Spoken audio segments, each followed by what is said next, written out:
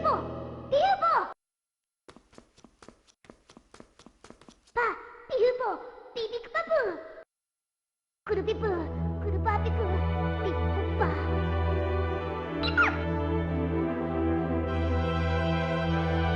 Kupikip. Pikupipa, Papi Revi. Yupi Papi, Papi. Papi! Hunyu? Yupi Papi, Piku, Yupi Papi. Papi, Yupi Tepat. Wahyu. Huewpoe, Siadu.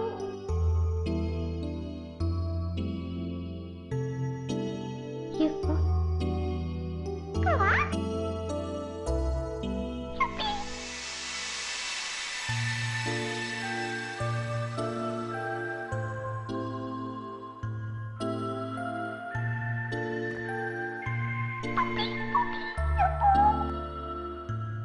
Wahoo. Walu. Yupi, Yupopi. Yupopi, Huewpoe. Ahu. Pika.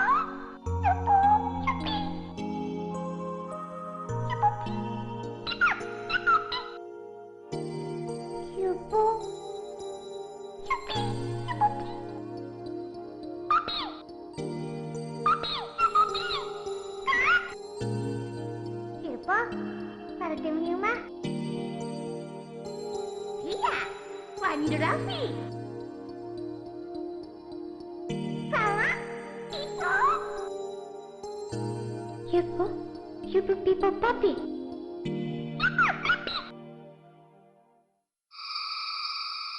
Yupi Tepat.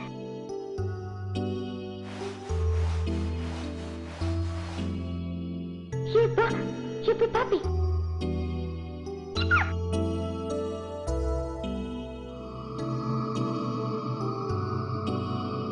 Wahoo! Lepidu! Hello and welcome back to Klonoa with me, Matthew. No, Klonoa daughter Phantom Isle with me, Matthew Ghadius, aka Puggy. And also welcome to the worst level in the game. Yes, Vision 6-2 is easily my least favourite level.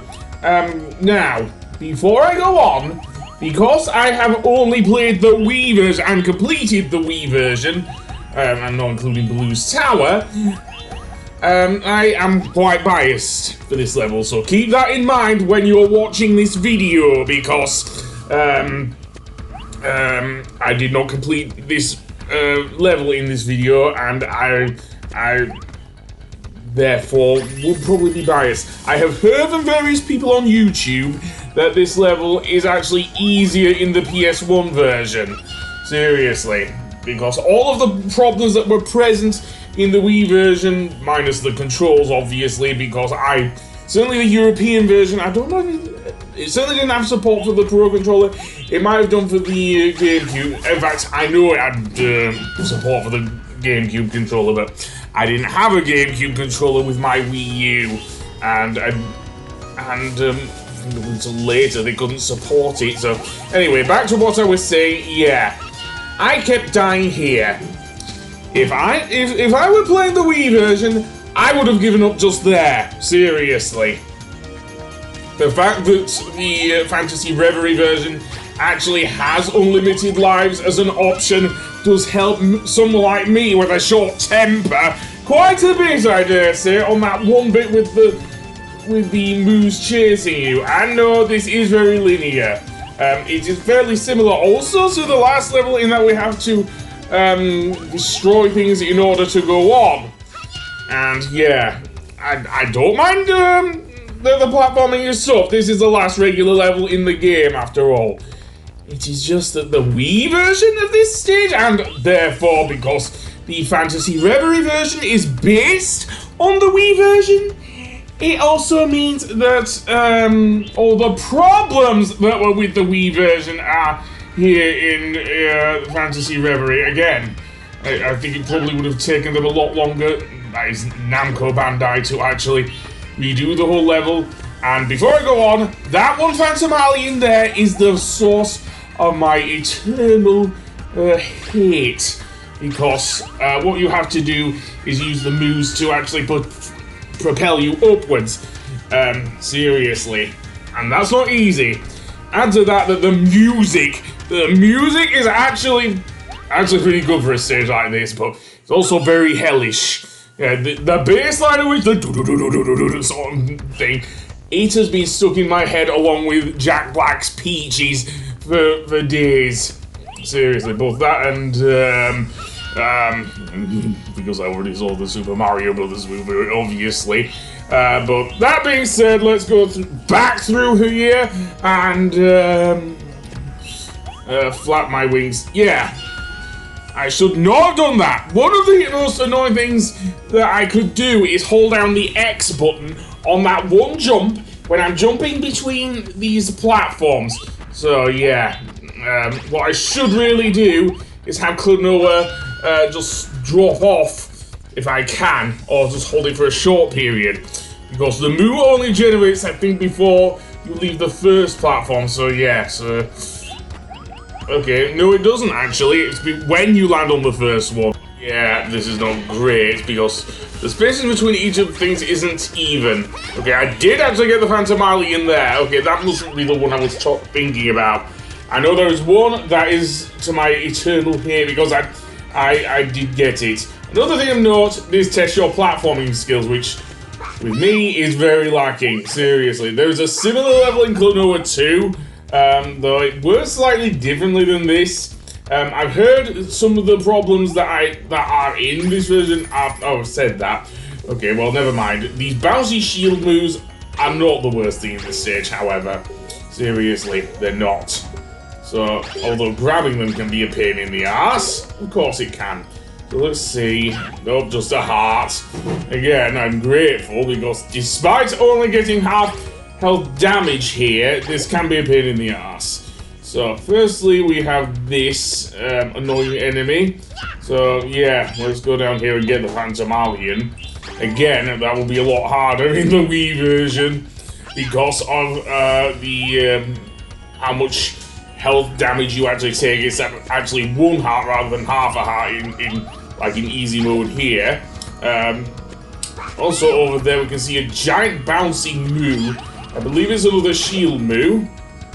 So yeah, so what we want to do is actually turn it into a thing there and go down here and do what? Yes, I do. Get rid of the shield moo.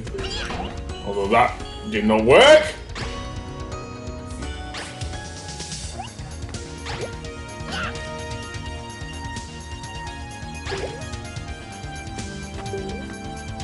And destroy that is going to be a pain in the ass as well. But that being said, yeah, you can only destroy these guys by actually turning them into space hoppers. Yeah, that's what I'm going with, space hoppers. Anyway, to actually hit the switch here, what we have to do is not destroy the moo here.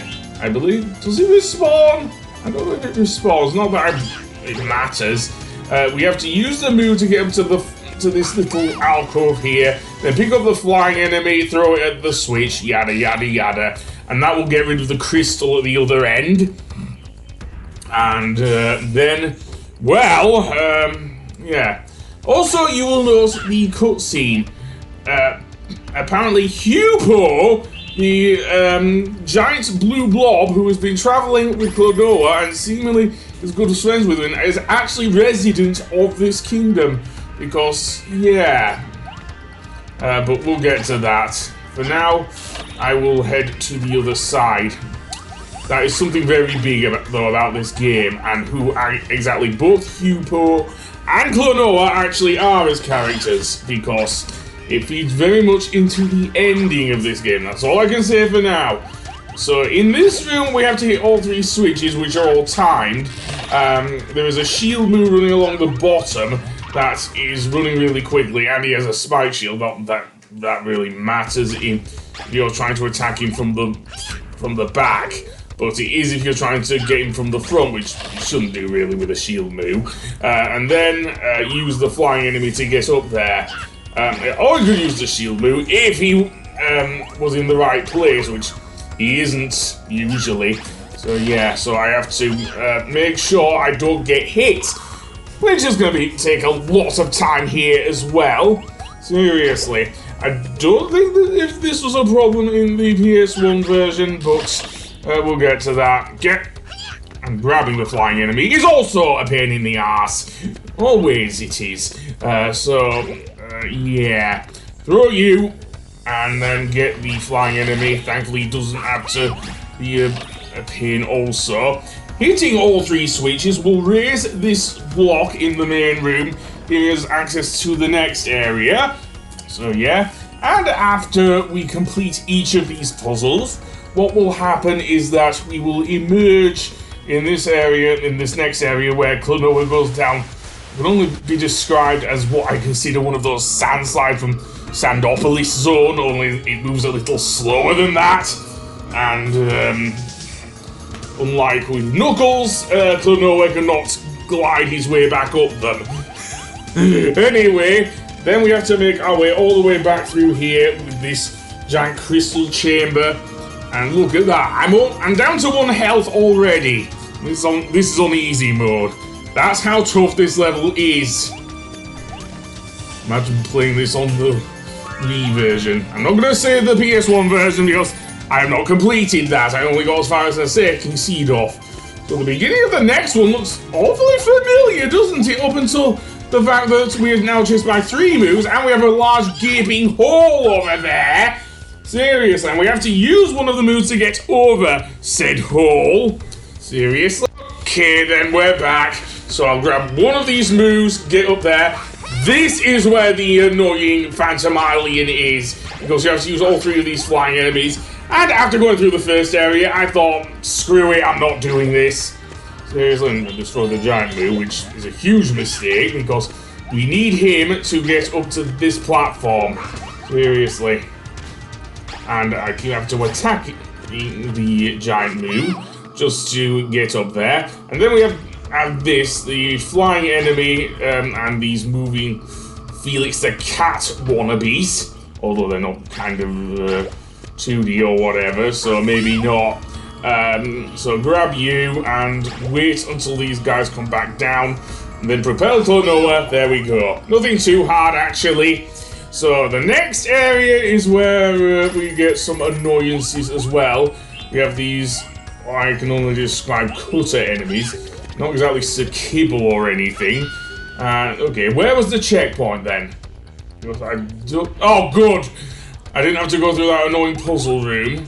Although there is another one coming up which is even more annoying. I'm surprised I didn't go for the egg. Okay, I did go for the egg because there might be only a 1-up, which is kind of irrelevant in the easy mode here. Okay, a heart. What's the second egg down here for then? A Phantom Alien? Or is it something else? Just some dream stones. Oh well.